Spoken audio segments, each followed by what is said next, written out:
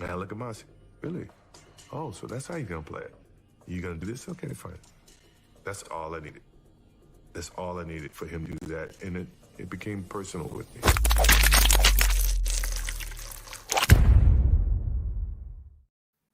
What's really good, my people? Welcome into No Catch Up Sports Talk via Chicago. I am your host, Sean Little. Big Nick the Quick, the co-host, the elite co-host on the line. What's going on? What's the business? Man, December 1st, 2020 is almost to an end. Yep. It's been a doozy. Mm-hmm. Let's close the year out strong. Everybody go get it in December, man. Go make some money. Go do what you got to do. Yes, sir. NFL Week 12. Well, first off, it's Tuesday, so we're gonna kick the show off with First Take Tuesday. I want to talk about this Nate Robinson situation.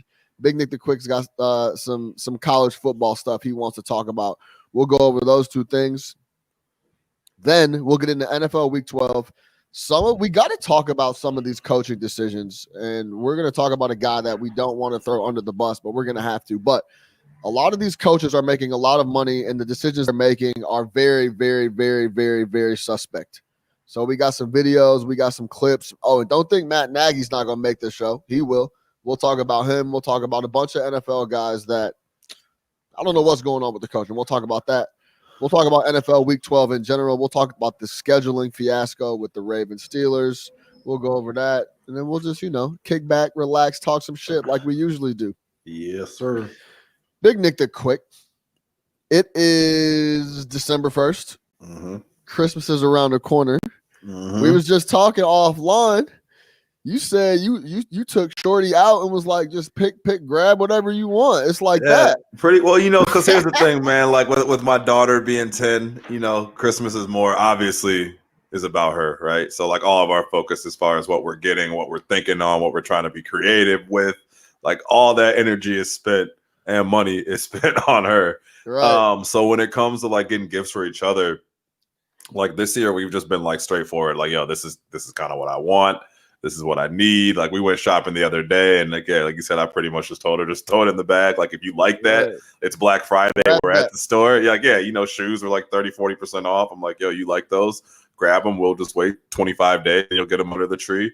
Obviously she asked for a couple different things. I'm gonna go out and grab that. But yeah, man, it's just I'm not a Mr. Surprise type guy. Like you're not gonna come under the tree and there's going to be a big bow and there's going to be like a 14 karat gold type situation going on or anything like that. Like, if you want it, tell me that's what you need. What's practical? Like you were talking, like you just got the crib, you need some practical shit. Yeah. You got some cooking shit you want or some shit for around the house. Cool. Let's get it. And obviously that shit ends up being mutually beneficial. A lot of that stuff.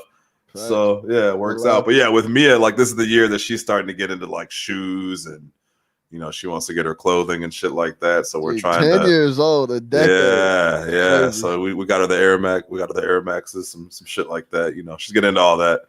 It's getting crazy. It's getting crazy. No, it's man, get out, go get your presents early. I feel like I'm in my bag this year, fellas. So if you need some suggestions to what to get your girl, hit my line, man. DM me. I'll shoot you some suggestions. I feel like I've been picking out some good gifts, and they're not pocket breakers either. So holla at your boy. Yeah, it's a weird year. Like I wanted to get her, like I think I told her like earlier in the year, like, oh, I'm gonna get you a nice bag or something like that for Christmas, but it's like we ain't going nowhere. Yeah, right. So it's just like, one of those years. Vaccine coming though. Yeah, that's what they say. Allegedly. Allegedly. I don't know, bro. that's a topic for another show, but yeah. That's a whole other show. I'll wait. I'll wait around. Let's go. So all right, let's get into First Take Tuesday. I'm gonna go first because we know what happened to Nate Robinson. My First Take Tuesday. If you don't know what happened to Nate Robinson and him fighting Jake Paul, YouTube star, then I don't know where you've been at or you ain't been paying attention. But what I gotta say, my first take on the whole Nate Robinson situation is: look, I get you. I understand you have to make some money. You're not in the league. Apparently, he's been having some financial trouble. Oh, I didn't know that, really? Yeah. Apparently, he's having some financial trouble. He needed the money. So, that's why he was showing love to Jake Paul for the opportunity. all that, this, that, and the third.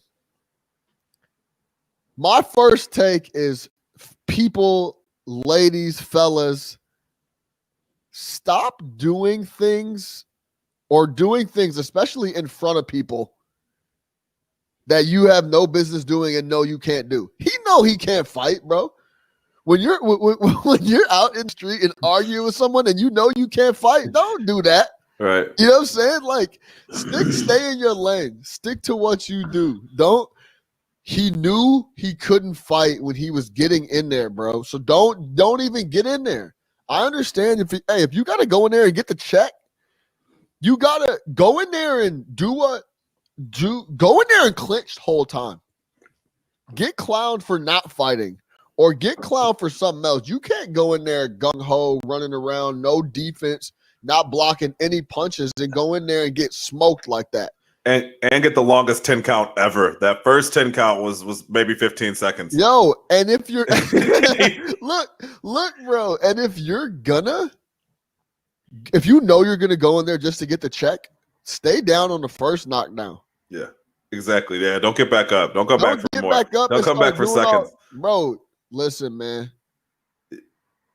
He knew he couldn't fight, bro. Yeah. So don't even get in there. That's my first take. People, stop doing things you know you can't do in front of people for some ego or whatever else it is. Just stop it. Save yourself the embarrassment. Yeah, and you know that these Paul dudes have been training for boxing now for a couple of years. So you know that these dudes they're about that. He's a lot bigger than Nate Robinson is. Yeah. There's no reason to come back for a second helping. No, you were done. You're done. You were done after the first one. You were full. No seconds, no mas.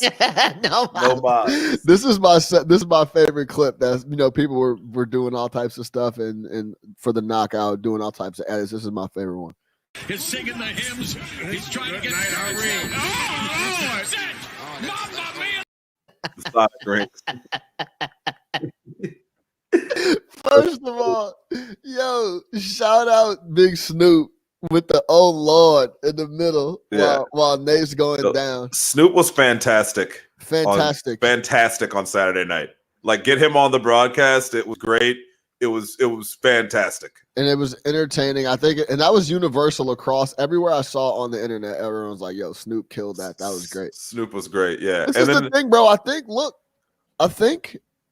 it was a perfect example in how well it was received is that not everyone is looking to hear from some quote unquote expert with some dry ass analysis. People just want to be entertained. Yeah. And he was just out there entertaining, talking like your uncle talks or your pops talks at the crib, or how you and your homies talk when you're watching a boxing match.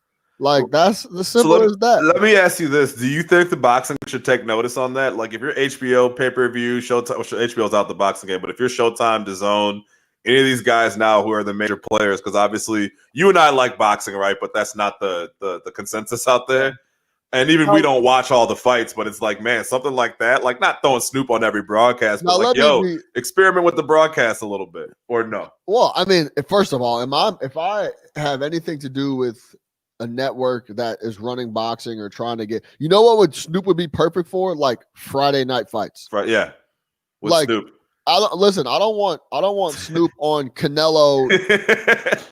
Triple G. Yeah, Triple G. Right? Exactly. Yeah. But give me some dudes that literally no one knows, and nobody knows them. Put Snoop on it, or do something you think like you tune that. In on Friday, you're in, dude. I mean, I'm way more likely to tune in.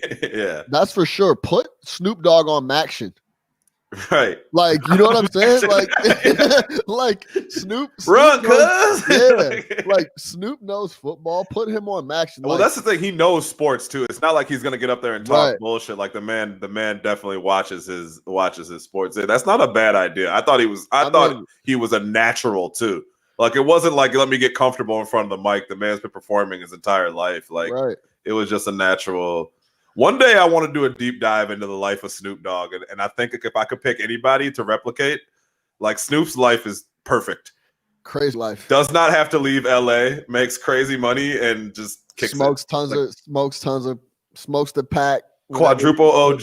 Just can go anywhere and do anything. Real quick side note on that though, I heard a lot of the old heads coming at the Jake Paul and Logan Paul situation. I mean, we might be older heads, but we're not at that level yet. Like, yo, stop. They might not be just like, who are these dudes? These guys are clowns. Like that, right. Like they're not my cup of tea at all. But I respect the movement. I'll give them that. Like these dudes are making money. They're cashing checks. For sure. They're living out their dream. They're worth crazy amounts of bread. My man's had 2 pay-per-view fights. Like, stop it. Absolutely. They just do whatever they want. They do what they want and get paid. And they get, bro. So absolutely. Do your thing. Yeah, I heard a lot of slander. Dog, man, don't ever hate on anybody and how they're getting their paper, bro. Yeah. No matter how it is. And these cats are getting it. Trust me, like getting it. Yeah. So lay off. Yeah. Facts. Yeah. So that's my first take, man. Stop doing things in front of people you can't do. If you at the party, don't try to party trick you're not gonna be able to do. Like a chugging contest or some bullshit. Like, bro, don't do that. That's not for you. Yeah. Nate Robinson, boxing was not for Nate. He wanted to cut the check. I get it. Well, they said on the broadcast, you can't play boxing. You can't play boxing, bro. No. You can't play no shit like that. This isn't rock and jock basketball. Bro, it's no different than it's no different than these cats in the street that are talking crazy like to the bouncer outside the club. Yeah. And they know they can't scrap. And then they get scrapped. It's like stop. Remember when Buddy ran up on Chris Cuomo in the restaurant? That's what I'm saying. Thought it was sweet. And Cuomo was like, "What's up?" And dude was like, "Oh yeah, no, I'm good." If you know you don't want that smoke, you don't want that smoke. Don't bring the smoke, bro. Yeah, don't stop running up on people. Stop doing all that wildness if you're not about that. I 100% agree. Yeah, there's a lot of that going on, man. A lot of woofing. Yeah. If you know you don't want that smoke, don't do that. Yeah, so you don't got to prove anything to anybody. Facts. Yeah. All right, yo, what's all right. That's my first take Tuesday. So what's yours? I'm gonna throw a curveball, and I got 2. Okay, because it's Tuesday. The first one is gonna be, man. So it was Saturday. You and I were talking about this. Little background: like the last 10 years, I've worked in like a retail environment. So Saturdays for me were always shut down. Like I was always working or doing something involved with work. Like never really got a chance to sit down and chill and enjoy the luxuries of a Saturday. Yeah. A la college football. Yeah. Right. Up until last year was the first time I didn't have that experience. I didn't really I guess I didn't really think about that. Yeah. So I've been out the college game. Like I by no choice of my own, just to work. Secondhand watching it. I watch national championships and things like that. I watch the bowl games, the games that matter. Yes, sir. So this year I've had the opportunity to sit down and just watch some college football, man. It's Saturday, you're kicking it, especially because you cannot do anything else. So I've watched some college football, watched a little bit of college basketball this week. Yo, I know to some of y'all this is very important, right? I get it. You went to some of these really big Power 5 schools, and every Saturday you guys – so did I. I went to Arizona State. I went to a Pac-12 school. Saturdays were filled with college football. I get it. Maybe not as serious as the Madisons and the Columbuses of the world, but I understand that. And I know to some of y'all this is near and dear to your heart. College football is terrible to watch. It's ass. It's awful to watch. Outside of the elite, the guys who will be playing on Sunday, those guys who are meant for Saturday only, it is hard to watch. Between quarterbacks who can't hit open receivers who can't catch, defenders who can't tackle, corners who can't cover, and coaches who cannot coach. It is amateurism at its best, right? I get how it can be entertaining. I get how there can be transcendent players who are exciting. But I also understand how when you take a Joe Burrow, you take a Cam Newton, you take a Tua, and you drop these guys in that environment, they dominate. Because the majority of the guys playing and the majority of the guys coaching could never walk into the Sunday arena and hold their own. And it is obvious. It's just hard to watch. It's hard to watch. The product is not very good. It's just not very good. Listen, I'm with you 100%. We have been talking about this for a couple weeks now. And I mean, partly it's just because we've been gambling a little bit on it, or at least I'll speak for myself. I've been gambling on it, and I've literally had 3 weeks in a row where I've dropped money on Saturday and then had to get it back and plus some on Sunday. They're not trustworthy. No one knows what's going on. You can't trust these kids. I think it's been, and it's also easier for me to make this take when I'm getting older and I'm thinking about myself. When I'm 20 years old, dog, they're not trustworthy. You'd have no idea what they're thinking, who's mentally tough, who's not, what they're capable of doing, what they were doing the night before. The morning of. There's all types of variables when you're talking about gambling, especially. But yeah, bro, college football, the product. There's literally 400 college football teams, and there's 3 good ones. Yeah. That's all you need to know. There's 4 good college football teams. And the number 1 ranked team would absolutely shellac the 20th ranked team. Well, we would just shellac the 15th ranked team. Would shellac the 10th ranked team. Dog, the fifth ranked team. Yeah. So shellac them. We're talking about it's just the product is whack. I'm not feeling it. I used to love it. I'm completely the last couple of years have been just off it. The product's not very good. It's like when I'm huge into soccer. I watch a ton of Premier League, La Liga, Bundesliga, Serie A. When you watch that stuff, my boy was talking about us getting into MLS. I'm like, bro, I'm not fucking watching minor league soccer, bro. I'm not doing it. So that's what it is. There's no different. The pageantry is fun. Yeah. Alabama at LSU at night. That's fun. The product is not what's up. The product is not what's up. Same thing on the basketball side. Actually, don't even get me started on the basketball side. This is both of them. It's not exciting to me. Again, there's games, there's moments, there's situations, there's certain things I'm 100% going to tune into. There's players that I might want to see. I'm just saying you can't get me to spend an entire Saturday locked to the couch watching college football. It's too much. I tried to do it last Saturday, and by 3:00, my brain was hurt. It's just suspect. Suspect. It was just hurting. That's all. Yeah. So y'all who love college football, man, keep doing your thing. Don't worry about us. It's just our opinion. But yeah, I can't do it. Northwestern plays at home against Wisconsin. God. They look like the best defense in the land. Then they go to Michigan State, who is ass. They have no quarterback, no nothing, and they take an L. Yeah, Michigan State was playing with really one of the worst. That's another the guy who's playing quarterback at Michigan State should not be playing past Friday night, let alone Saturday. Without question. And then on top of that, they're winning games with him. Yeah. Against a team that's supposed to be good. No one knows what's going on. I had the over in Indiana, Maryland. It was it was in the 60s, low 60s, I believe. And like the middle of the fourth quarter, it was 9-3. It's like, come on, man. Like this shit just doesn't happen in the NFL, bro. Like it just doesn't. Yep. So that's what it is. Yes. Let's move over to the NFL Week 12. Hold up. Yeah. I got my second one. Oh, you got your second one. My bad. Yeah. I'm about to come in hot. Let me hear it. So I decided to pick this up right before the broadcast. I hit you with this last night.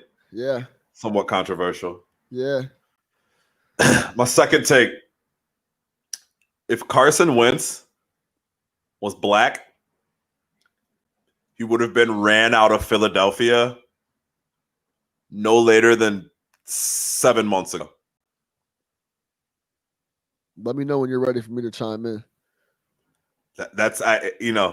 Hey, I've watched a good amount of Philadelphia Eagles this year. Tell you, I've watched Carson Wentz. I watched him last night.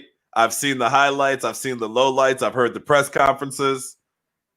We keep it 100 on Absolutely. On No Catch Up. If Carson Wentz was black, he would not be playing football for the Philadelphia Eagles. He without question would have been benched. There's no question. Listen, they tried to run McNabb out of town, and he was good. He took him to 5 straight NFC Championship games. Yeah, man. The Wentz situation is very, very interesting. Yeah, I have to agree with you. I think if he was a black quarterback, I don't think he'd have a job. No question. I've never seen a guy get more chances. I've never seen a guy get more excuses in the media. Oh, his line isn't good. Oh, his receivers aren't good.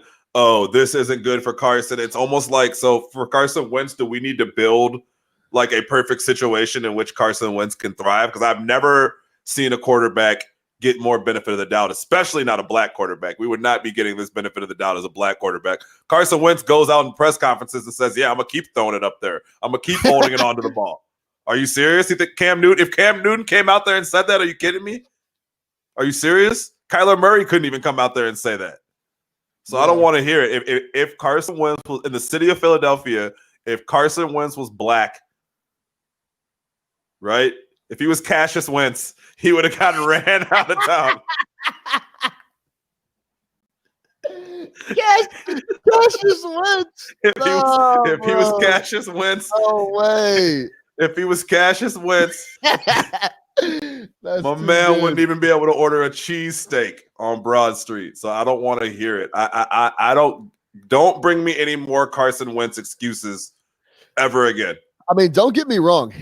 I'm sure people in Philly are giving him tons of slack, but I think it would be on a different level if he was a black quarterback. I don't doubt that. I agree with you 100%. Listen to this: 15 interceptions. That's most in the NFL. 46 sacks. That's most in the NFL. 95 off-target incompletions. That's most in the NFL. Insane. This is 10 per game. This is Carson Wentz. So, yeah, he's just throwing shit all over the place. I mean, last night he was just errant throws left and right. Yeah, it's spooky over there. But yeah, I agree with you. I like it. Like Greasy was trying his best to not bury Carson Wentz, which again, I don't know why people are still trying not to bury this guy. He needs to be buried. I agree. So if he was Cassius Wentz, you know the deal. Cassius Wentz. That's great. All right, let's move over to Week 12 NFL. It's season's pretty much over. There's a couple divisions that need to be decided. We got the scheduling fiasco, but we know who the big teams are. Seattle took care of business. Mr. One Possession game. I've never seen a team win by one possession so much. And I know yesterday was a backdoor. Yeah, but every game they play is within 7 points. The defense sucks. The defense has actually been playing better, bro. I've been saying well, that was Philadelphia. Hey, listen, but they played well against the Rams, who's golf, but then they played well against Arizona, who have seemed to have taken a step back, by the way. Cliff Kingsbury. We could talk about that another time, but then they played well last night. Philly is Philly, but they were all over those boys. Yeah, for sure. Let's do a quick little recap of last night. Because I was talking about wide receivers with my guy Max Weep King. Shout out my boy Maxie. We were talking about wide receivers, and he was like, yo, I got a top 3 wide receiver class. And I'm like, bro, I don't want to hear it because I already know you're going to leave someone out. And it's impossible to make a top 3 right now in the NFL. There's so many studs. It's ridiculous. And just to give you guys an example, my guy goes, I'm like, okay, give me your top 3. He's like, I already know you're going to leave someone out, but give me your top 3. He goes, Devontae, DK, and D-Hop. And I said, bro, Tyreek Hill just had 600 yards in the first half. Like, you know what I'm saying? So, like, you can't even make a top 3. And then we saw what DK Metcalf did last night. 10 catches. I think he ended the game with 10 catches, 177 yards, and a touchdown. But he's an animal. We got AJ Brown as an animal. And then I guess what I'm saying is we don't always have to rank everything. There's just elite talent in the NFL at the wide receiver position. Yeah, Metcalf had 10 for 177, no touchdown. You also said some ridiculous shit last night. We should talk. You want to talk about that? You want to talk about the Texans? Bro, literally all I said was DK Metcalf dropped some balls. Like no, I said I love DK Metcalf, but he dropped some layups. This is why I got a problem with that comment. Because it's just too petty for me. Like How is it petty? Because he makes so many big plays that you gotta ignore it when he drops an easy one here and there. That's like saying, man, Chris Paul, man, he's fucking great at passing, but he turns the ball over. Or Steph Curry, man, he's fucking awesome, but man, he turns the ball over. Not even Steph Curry. Like, I don't know. Somebody like, yeah.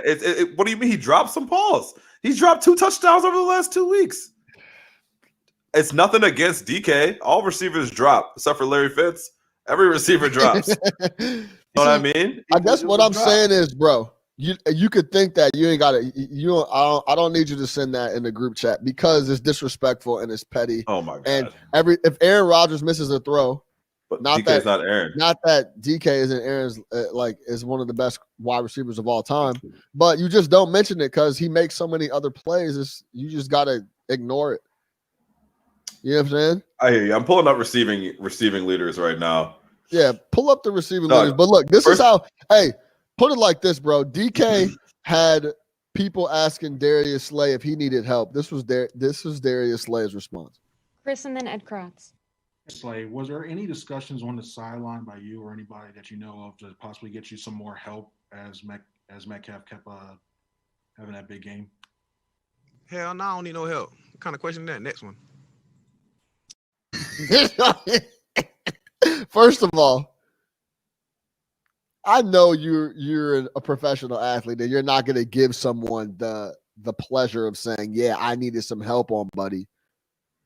But he definitely needed help last night. He was getting his ass buried last night. So, yeah, that's how DK has folks. They're paying Darius like $20 million.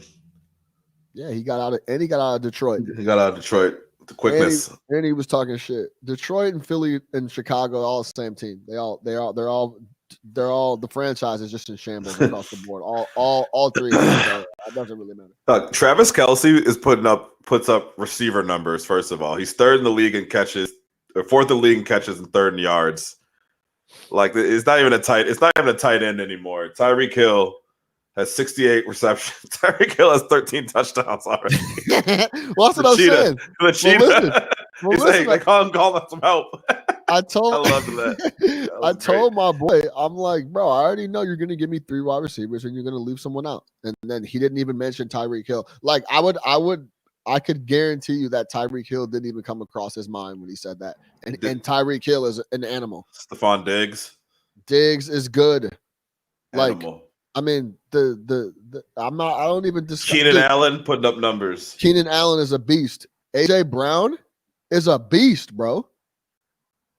In Tennessee, he's a monster. So, yeah, bro. I can't even talk about. There's a lot of guys putting up numbers. I mean there's a lot of studs. Yeah. Simple. Terry McLaurin on the Redskins has 963 yards already. Robbie Anderson, DJ Moore, Justin Jefferson out of nowhere. Justin Jefferson is a fucking monster. Will Fuller, I think Will Fuller just got suspended, didn't he? Yeah, he on the PDs, bro. They got Brian. Did you know that Brian Cushing is their assistant? Yeah, didn't he get kicked out the league for steroids? Brian Cushing is Mr. PED. He's like, you ever seen the program? You never seen the program? Oh my god. What's that? Oh wow. Is this some USC shit? No, it's a football movie from the 90s, like when we were kids. Never. Oh, stop. Hold on. Wow. You need to watch the program today. 100%. No question. Alvin Mack. What? The dude was on steroids? Yeah. Never mind then. But but Brian Cushing, by the way, this is another classic Sean Little, Nick Harvey. Believe your eyes. Brian Cushing is obviously on PEDs when he headbutts another guy with no helmet on. This is PED activity. Was that the Hard Knocks? When he was on Hard Knocks? I think it was in Hard Knocks, and he was nuts on Hard Knocks. He was out of his mind. He was banging heads with a guy with no helmet, bro. That's PED talk. PED, you don't feel nothing, man. HGH was running through his forehead, bro. If you're banging heads with people with helmets on, you're on HGH. I'm trying to figure out what he was taking. A speed guy like Will Fuller, unless he had an injury or something that he was trying to recover from, like what he would be trying to. It's usually for recovery, is what obviously steroids isn't just for bulking up. A lot of it's recovery and shit. Yeah. So maybe he had something going on, but what a fucking idiot. He's in a contract year.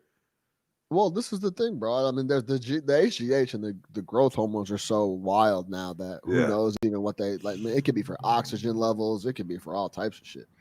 So remember David Boston?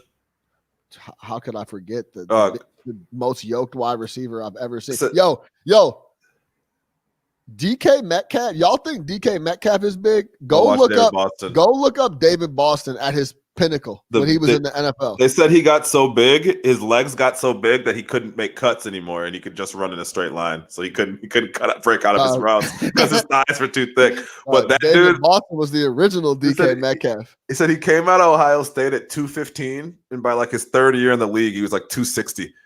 He started wearing like purple contacts and just juicing, just sleeping in HGH. Just swimming in a pool of it. Another David Boston reference. Our list of people that come up on this show is the best. Shout out David Boston, Buckeye.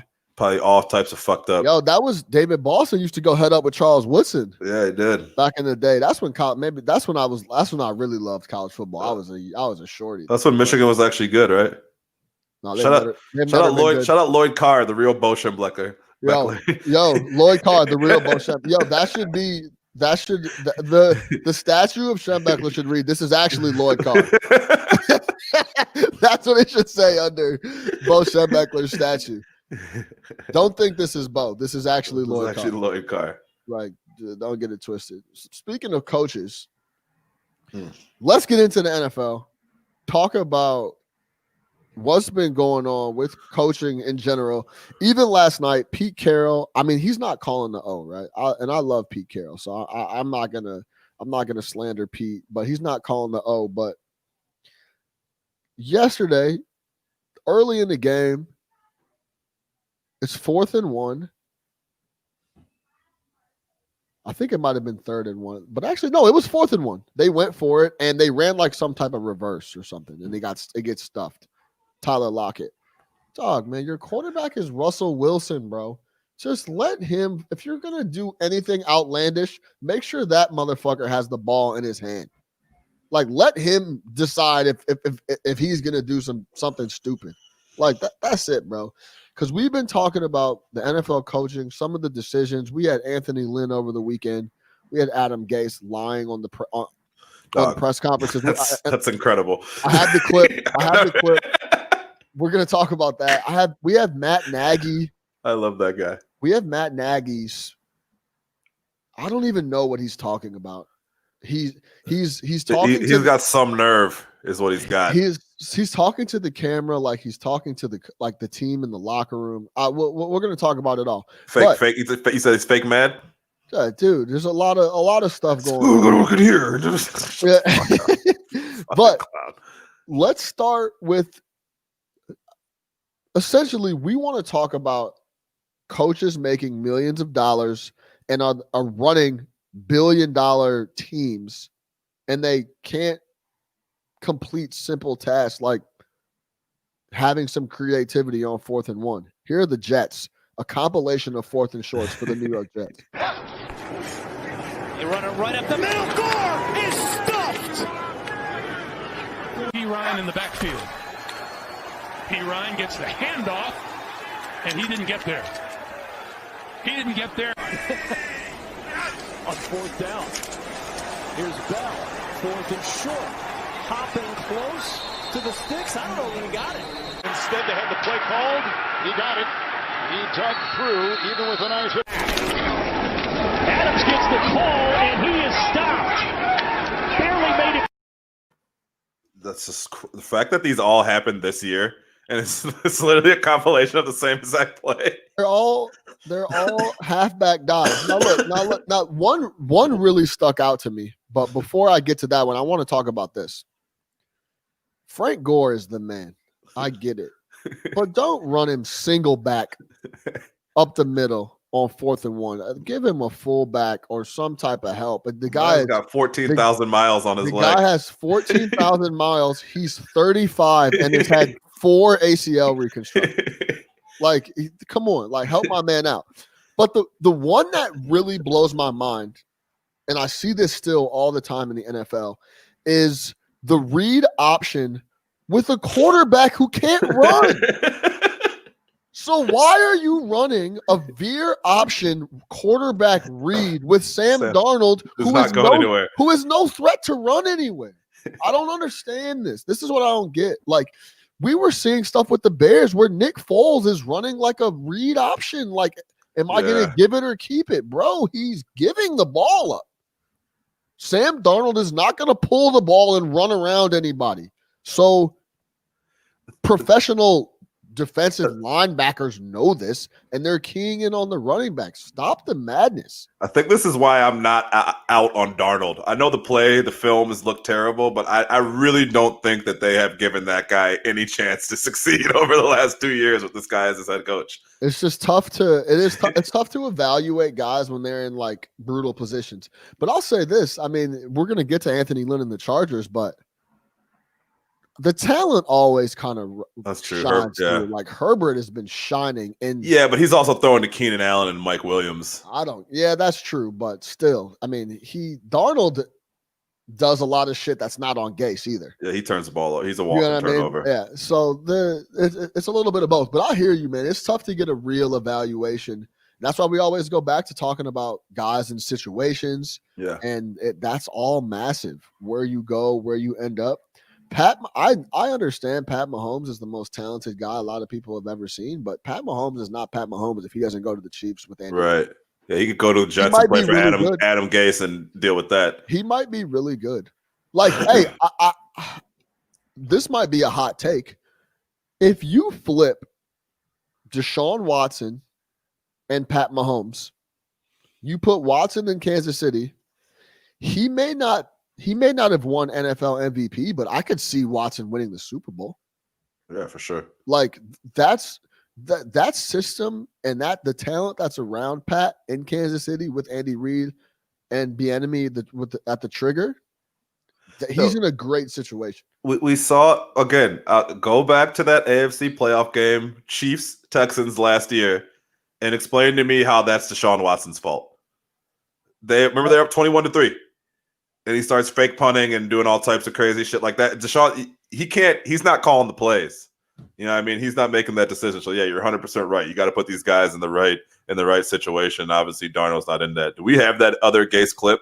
Yeah. Let me Gase clip. Let me give the quick background on this. First off, we all know what it looks like when somebody is lying, and this dude is lying his ass off. So a few weeks ago, Adam Gase came out and said that he wasn't going to call the plays anymore, that he was going to turn over the play calling responsibility to Dowell Loggins, former Bears offensive coordinator, Dowell Loggins, and that he was going to let Dowell call the plays.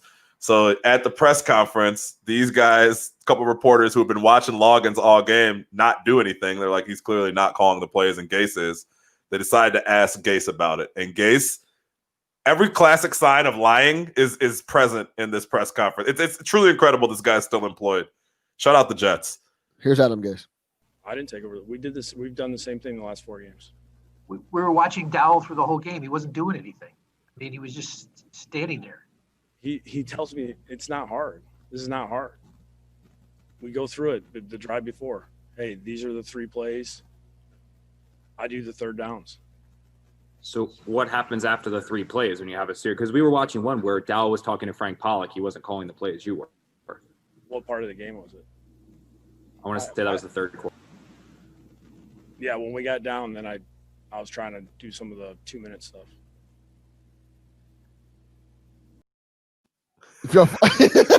First of all, listen. What the fuck are you talking about? What are you actually fucking talking about? Listen, he says, first of all, there's so much to unpack there. So much to unpack. First off, he says, I give him the 3. First off, he goes, this is not hard. What? You have the worst offense in the NFL. Yeah. This is for like probably 3 years running, and it's not hard. This is probably the hardest thing in the league to call an offense, actually. Secondly, he goes, it's not hard. I give him 3 plays. So you expect exactly, bro. What happens if you get a first down? Then what? Like the reporter started to ask that. He goes, what happens after that? So like, okay, you give him the first 3 plays. So then what happens? And he's like, Oh, well, what part of the game are you talking about? The reporter's like, I don't know, bro. The third quarter. Like, whatever quarter you want. He wasn't calling plays. He's like, yeah, I'm trying to do some of the third down stuff. It's just like, this is the thing too, bro. It's like he's lying through his teeth. He's both. He's like we watched him. He was talking to a coach. What part of the game you talking about? He gives me guys. It's not hard. I give him 3 plays. It's not hard. Like, Adam Gase is getting up there and straight up insulting folks' intelligence at the presser in the largest country in the world. This is incredible. Yeah, largest city in the world. Largest city in the world. Yeah, it's not like this is not all on film and people aren't watching this from 22 camera angles. Can you hit that back one more time? I'm sorry. Like his facial expressions, his hand mannerisms, everything about that is I am lying. Bold face. I didn't take over. We did this. We've done the same thing in the last 4 games. We were watching Dowell through the whole game. He wasn't doing anything. I mean, he was just standing there. He tells me it's not hard. This is not hard. We go through it the drive before. Hey, these are the 3 plays. I do the third downs. So what happens after the 3 plays when you have a series? Because we were watching one where Dowell was talking to Frank Pollock. He wasn't calling the plays. You were. What part of the game was it? I want to say that was the third quarter. Yeah, when we got down, then I was trying to do some of the 2-minute stuff. Doug, listen. Also, the best part about that is you could tell that the media is so done with him. He goes, we're talking about Dowell wasn't doing anything. They're like straight up like getting confrontational with him. Like, yo, we're so done with you. You just got up here for 2 years and just said bullshit. That's like when you're talking to your girl and you're like trying to buy time because you don't know what you're gonna say, and she's like, "So, you remember that time?" And you're like, "What time? What time are you talking about? What are you talking about? What are you talking about? It's not that hard. I already told you. Yeah, I already told you that. What are you talking about? Guys, it's not that hard. He gives me the 3 plays, and it's just, guys, it's not hard here. Like, what was fuck? Hey, I'll tell you this: if I own the fucking Jets and I watch that clip. And I see him with Jets logos all around him and Jets hoodies. I can't like the shake it. The disrespect and how bad he's making us look is too much to bear. He has to go immediately. Like people used to make fun of Steinbrenner from just firing motherfuckers. Like, but Steinbrenner would never go for some shit like this. Yeah, it is. It's embarrassing. Like Like we talk about the Bears and like we get upset and everything. I couldn't picture being a fan of that particular team because that's embarrassing. Like your head coach getting up there and straight up just he's just getting up there and just lying, and with no regard. He doesn't care. Doesn't care. He doesn't care. It's like it's easy. What do you mean? You have the worst ranked offense your entire life as a coordinator. There's nothing easy about this. Yeah. So I don't know how you're. We've been doing the same thing.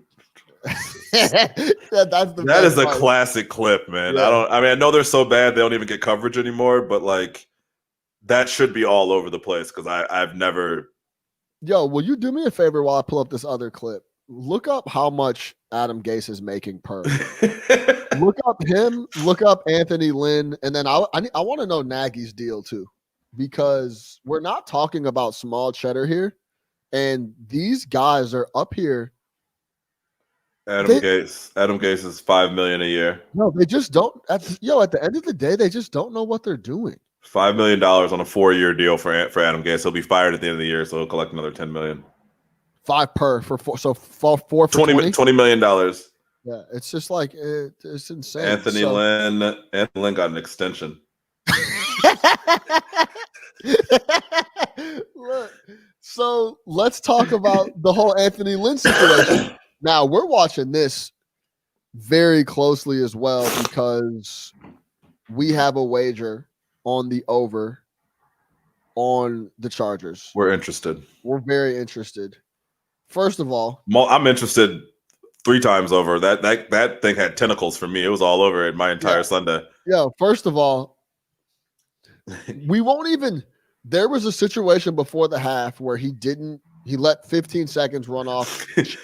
change the play. They were going to go for it, then they didn't. Then they called the timeout. He wasted like 20 seconds. Right? We'll leave that there. Mind you, Anthony Lynn, the coach of the Chargers, has been doing this all year. He's been brutal the last couple of years. And you know how much it pains us to bury the head coach, yes, black head coach. A black head coach. There's not very many of them, and yeah, like I want him to have employment, but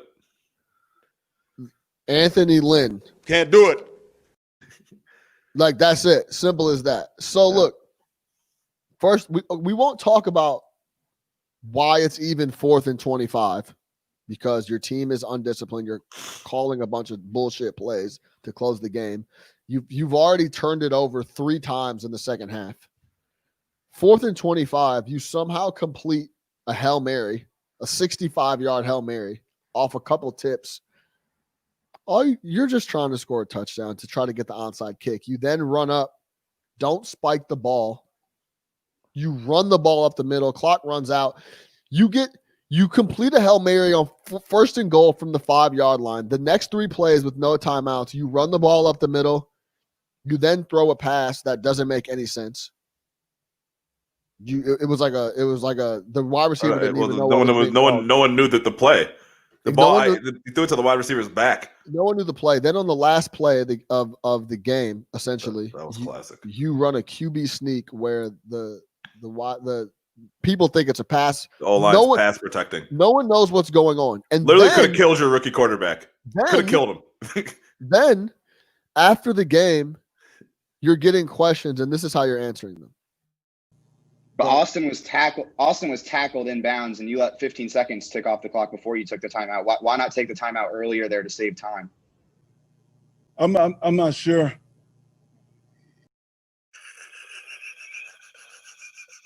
Yo, and this is look. Yo, we gotta do a thing on press conference mannerisms. First off, when you're leaning in like this, you already know what's coming. Like, first off, you can hear it, bro. You ain't getting a better situation right here, and you already know you're listening to some shit. And they go, yeah, at least he's honest, bro. Listen, and this is not that clip. This clip is not out of context. It wasn't like they chopped up some stuff. I watched the whole clip. He asked him why he didn't call a timeout and let the time run down. His response was, "I'm not sure." At least. But Austin was tackled in bounds, and you let 15 seconds tick off the clock before you took the timeout. Why not take the timeout earlier there to save time? I'm not sure. It was the look away too. He was like, I'm not sure. I'm not sure, bro. Honestly, no, I really don't know. I'm just. Do you know? I don't know. Just say you made a mistake and I should have called the timeout. Just say that. Oh my God. It's the same thing. And Anthony Lynn has to go. Justin Herbert has too much talent to deal with that type of ineptitude. He said, I'm not sure. He said, I'm not sure. Why did you do this? I don't know. This guy is making millions of dollars to run an NFL team, and he doesn't have the answers to anything. So Anthony Lynn has to go. Now let's move over to a local guy, Matt Nagy. I thought you had a great tweet that was, at any point, any time this year, has Matt Nagy taken responsibility for anything? For the team being bad, for the offense being bad, for losing 5 straight, for when we were 5-1, he was talking about, how locked in he had the guys, this, that, and the third. They've lost 5 straight, and he hasn't taken responsibility for any of it. What were you thinking when you wrote that tweet? Did you see a clip, or were you just thinking, I don't know if you saw there yesterday, but he essentially he threw the defense under the bus. And I'm going to play the clip of him talking about what they need to do going forward. But he but because year at Nagy has had plenty of opportunities to lash out at the offensive struggles, his own struggles as a play caller, his own struggles as far as lack of being able to develop a quarterback, whatever it is, right? He's had plenty of opportunities to point the finger inward, and pointed outward, you choose this week to blame it on your defense, which is the one thing that has made you look competent as a head coach, right? And it's the unit that you're not even involved with. Even the way that he was talking about a defense, he was talking about like it's some other guys that he doesn't really know, like our defense, like those guys, because you don't coach them, right? But when you finally decide to call somebody out, when you finally decide to get pissed off, when you finally decide that enough's enough, it's due to defensive performance. It's due to the fact that you get out there and you really have the audacity to come up there and say, I don't know if you've heard this clip. He goes, we expect them to get 3 and outs. Well, motherfucker, they expect you to get a first down. I didn't hear this clip. They expect to produce some offense. Yes, it was incredible. It was truly incredible.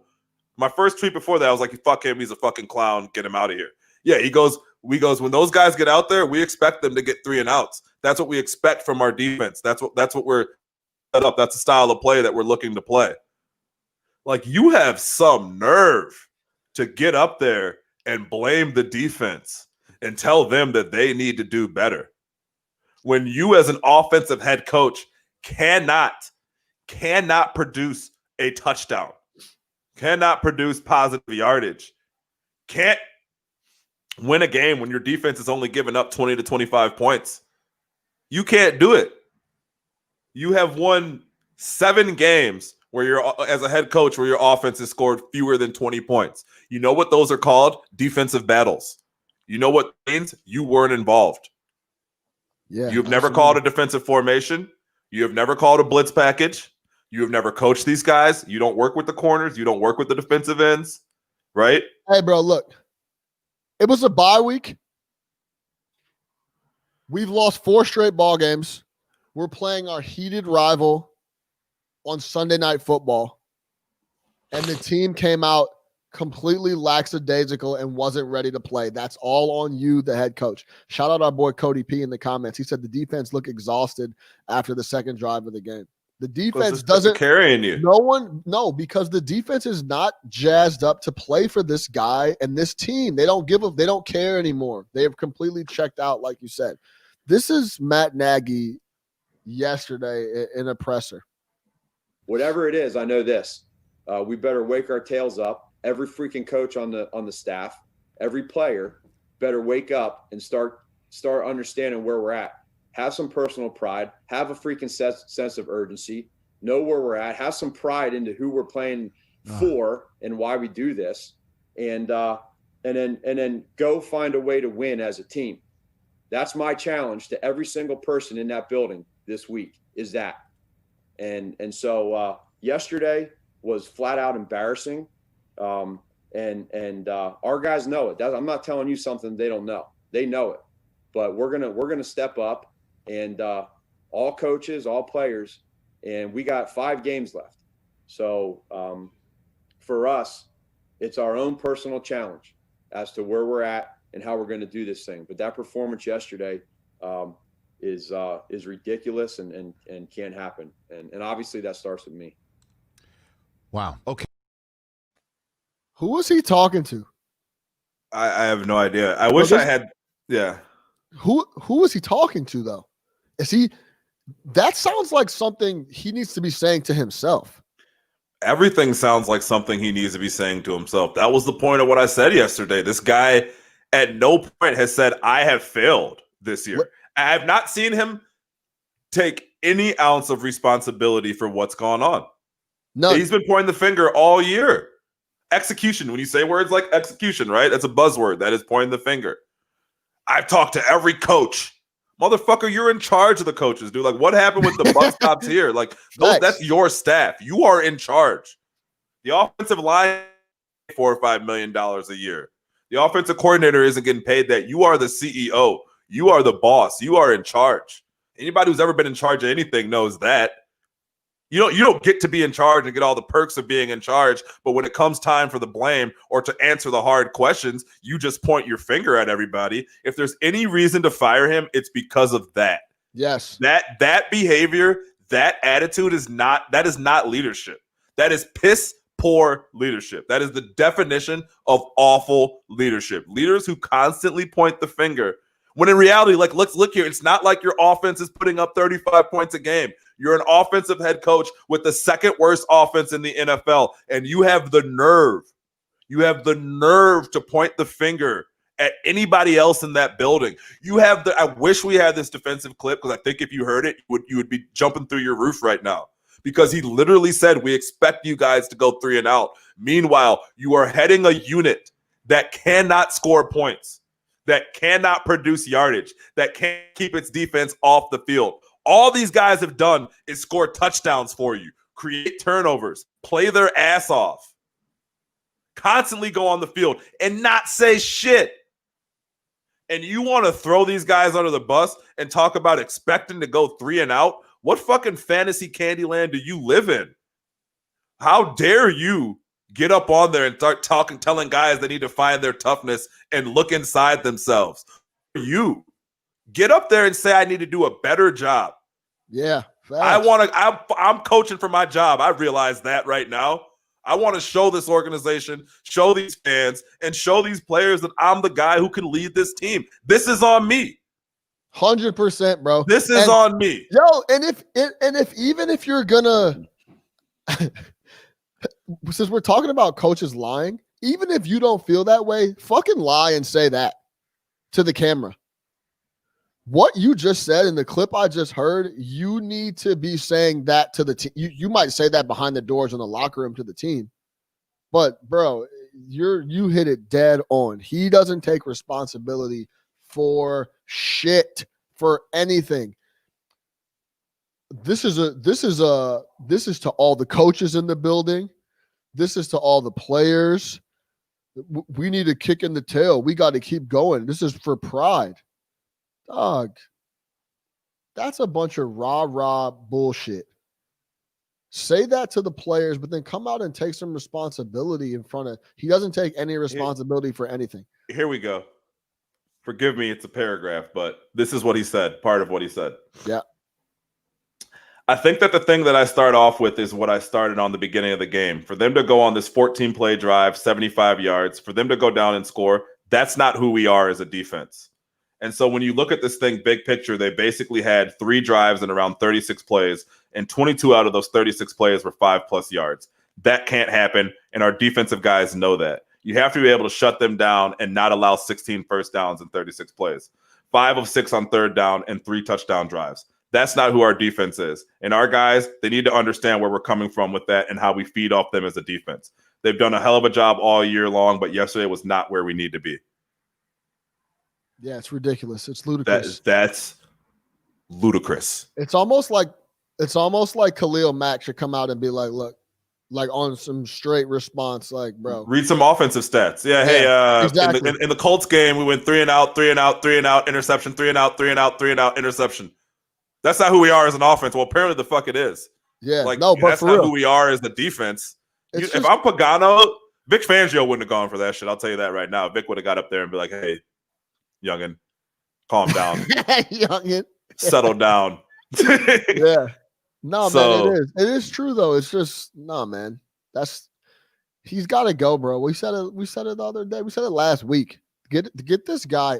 Get this the guy fuck out of here. of man. here. Get I've him out of- lost all confidence in Matt Nagy as a head coach.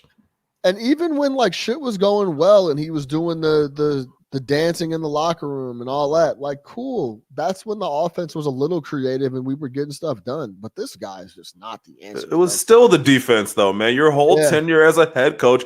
Here's the thing, right? Whatever Matt Nagy's record is, let's say Matt Nagy. Do we know what Matt Nagy's head coaching record is? 27-15 or something like that. It's pretty good. Yeah.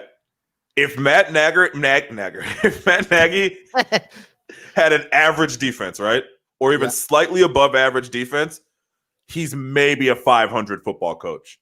Below. Below. He is Mark Trestman. I said it yesterday. He is Mark Trestman with the visor. No question. So your defense has literally carried you to all these victories. Send Vic Fangio a check for 2018. He deserves it. The whole check. The whole thing. The whole thing. Facts. So look, our point to the whole segment was let's talk about some of these coaches that are running billion-dollar teams are the face of some of these billion-dollar teams, and they literally just don't know what they're doing, or they don't know how to respond to their team or get their team going. It's embarrassing. And we're talking about some of the biggest we're talking about Chicago, New York, and And Los LA. Angeles. Hey, at least Anthony Lynn was honest when he got up there and said, I'm just a dumbass. he didn't blame it on anybody else, and he didn't try to go up there and lie and do the whole Adam Gase thing. At least he had the crazy thing is Anthony Lynn had the best press conference out of the three of them, because at least he told you what the fuck was on his mind, which was absolutely nothing. Just that Nagy shit is really like that guy is a fucking clown. That's eating at you, huh? Run that guy out of town. The audacity to call out his defense is just it's incredible. Yeah, it is. It's really incredible. I would never. He should never. I would never. Because then, I mean, if you're the D and you're reading that, it's like, what? Yeah, fuck you, bro. We have one bad game all year. You goofy. Like, even if say that is true, say they just had a bad game, but like, bro, you guys have your unit. You literally has a bad game every week. You've had a bad career. You've had a bad tenure on offense. What the fuck you mean? Exactly. You had one. The Bears have had one good offensive game, and that was that Mitch Trubisky 6-touchdown game. Who did he throw the 6 touchdowns against? Tampa Bay. Tampa Bay, yeah. Yeah, that's literally Matt Nagy's crowning performance as a fucking head coach. Makes me sick that Mitch can even say that. He's going to be able to say he threw 6 touchdowns in the game one time. It's unbelievable. And Matt Nagy will take credit for it. All right, we'll leave it there, man. NFL Week 12. We don't even have time to talk power rankings or any of the squad. We had to stay on the coaching, but we know who the elite boys are. We got the Chiefs. The scheduling fiasco is a whole nother. You want to give them 10 minutes on the scheduling real quick? Yeah. So just real quick, I get where everybody's been coming from on as far as this Broncos game was concerned. Like, oh man, the NFL should have canceled it and all that. But I fully disagree. Why? Any other position, it's not a conversation. If they run out of running backs, it's not a conversation. They run out of wide receivers, it's not a conversation. You run out of punters, guess what? Better find a motherfucker with a leg that can kick it. It's not a conversation. So while I understand the quarterback is the end-all, be-all, it shouldn't be a conversation, man. Like any other position. Don't you remember? The running back room is the same as the wide receiver room, huh? Do you remember like 10, 15 years ago when Bill Belichick ran out of corners and he pretty much took Troy Brown and turned him into a cornerback? Yeah. Shout out Troy Brown. Troy Brown. and actually left him there. I don't think Troy Brown ever played receiver ever again in his life. Yeah. These are some of the things that you got to do. So I understand. Look, man, like I get it. First off, shout out the kid, Kendall Hinton.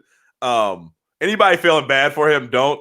My man's probably would have never played in the NFL ever in his life, and he just got a chance to start at quarterback, and everybody knows who he is. Like, shout out to him. And he got a game check right before Christmas, the NFL game check. So shout out to him. Salute. But yeah, you just got to roll with it, man. Nothing's normal this year. It's just the way it is. We're not going to do some special treatment because you don't have quarterbacks. That's a crazy reason to postpone a game.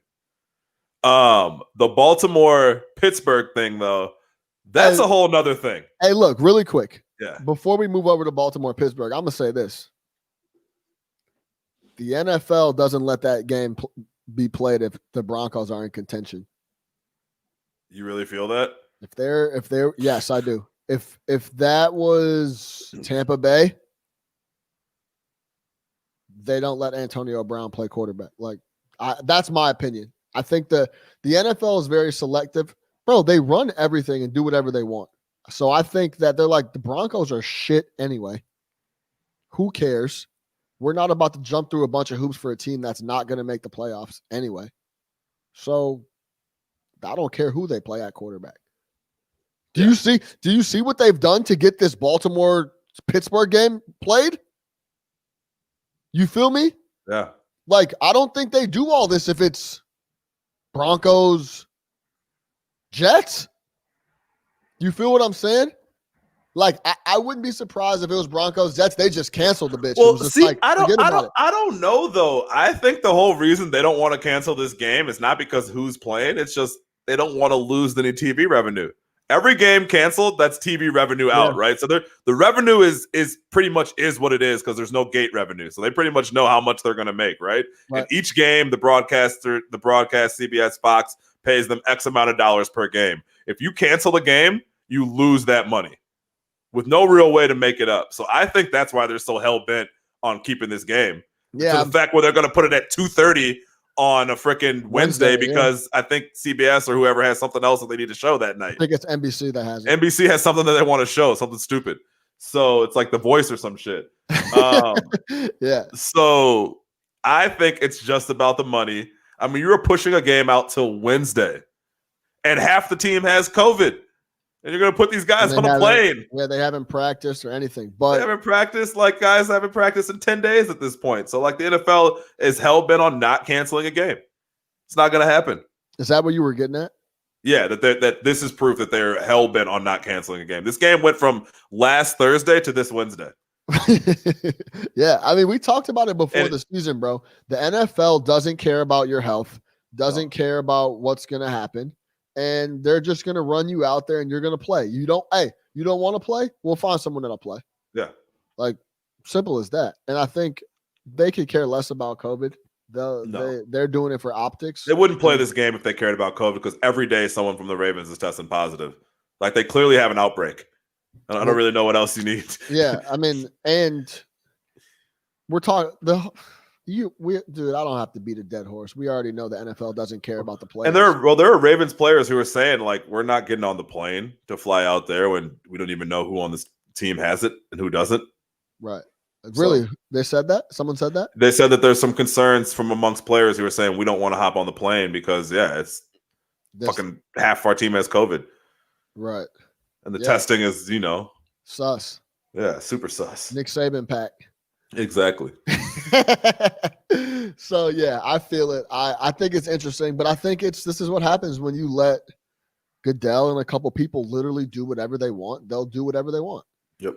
And the owners are not going to take any money lost. They're already taking big L's on the gate, like you said. So no, we're not canceling. Play that.